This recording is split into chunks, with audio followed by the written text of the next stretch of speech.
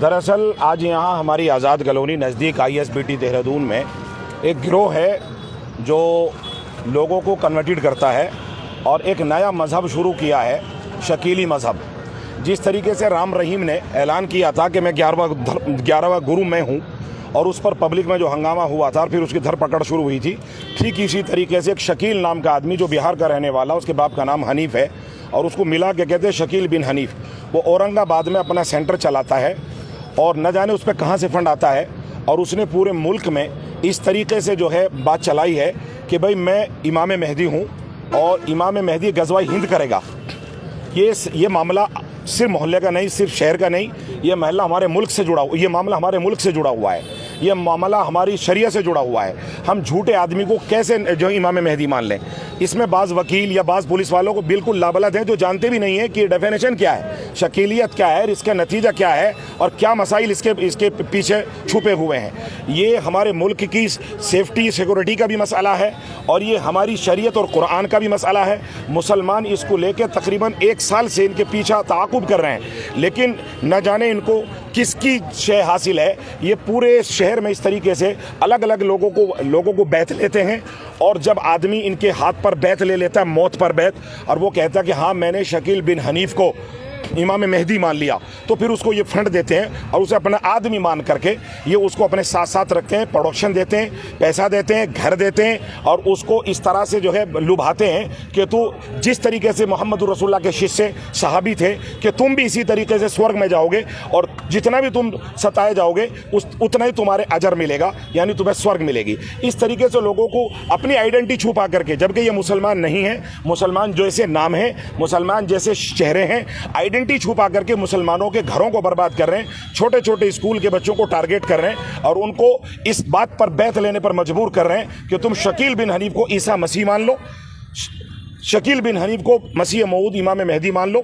इमाम मेहदी कौन है? इमाम मेहदी मोहम्मद रसूलुल्लाह सल्लल्लाहु अलैहि वसल्लम के उम्मत के वो ऐसी शख्सियत हैं जो जिनका नाम मोहम्मद होगा, जिनके बाप का नाम अब्दुल्ला होगा, अरब होंगे।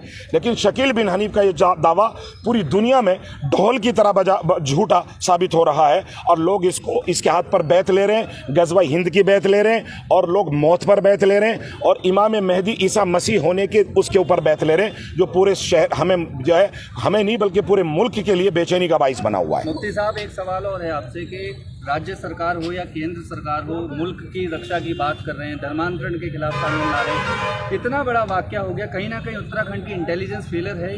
बिल्कुल, ये 6 महीने से तकरीबन जो है 1 साल से ये मामले कर रहे हैं। इसमें मकबूल कुरैशी, इसमें सलीम कुरैशी, ऐसे पहली सफ़ के नमाजी जो दीनदार लोग थे उनको इन्होंने उचक लिया है। और अगर ये गिरोह बढ़ गया, याद रखना, हमने अधिकारियों के इल्म में डाल दिया एज ए जिम्मेदार होने के नाते हमारा कर्तव्य था कि हम बताएं, हमने बताया।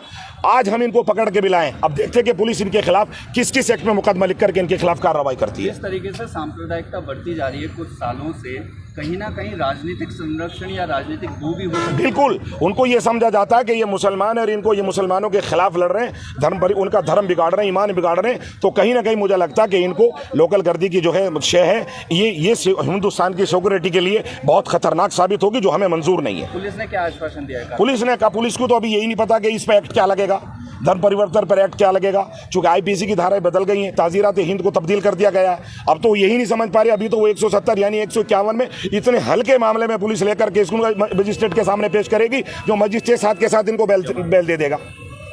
ये फिर फैलेंगे, ये फिर गर्दन लेके उड़ेंगे, क्या देख लो हमारा क्या बिगाड़ लिया। ये और ज़्यादा लोगों को बरगल आएंगे और ये कन्वर्ट करते हैं ईसाइयों को, ये कन्वर्ट करते हैं मुसलमान बच्चों को और औरतों को।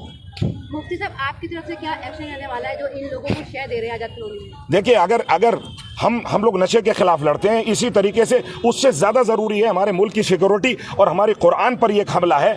अगर पुलिस पर इनको सही धाराओं में बंद नहीं करती तो हम फिर इसके खिलाफ आंदोलन लेकर बाहर निकल जाएंगे।